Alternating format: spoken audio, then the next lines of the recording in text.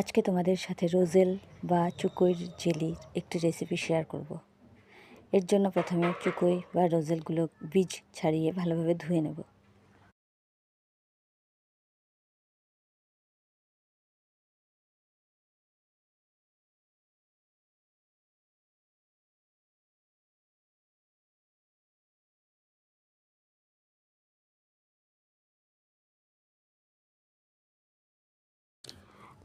এখন প্যানে সাদা তেল দিয়ে হলুদ দিয়ে ধুয়ে রাখা চুকই বা রোজেলগুলো দিয়ে নুন দিয়ে ভালোভাবে নাড়াচাড়া করে নেব।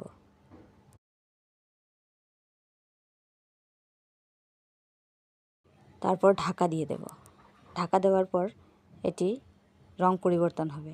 এরপর প্রয়োজন মতো চিনি দিয়ে নাড়াচাড়া করলেই তৈরি হয়ে যাবে চুকই বা রোজেল জেলি। ভিডিওটি ভালো লাগলে লাইক, কমেন্ট, শেয়ার এবং চ্যানেলটি সাবস্ক্রাইব করে দেবে।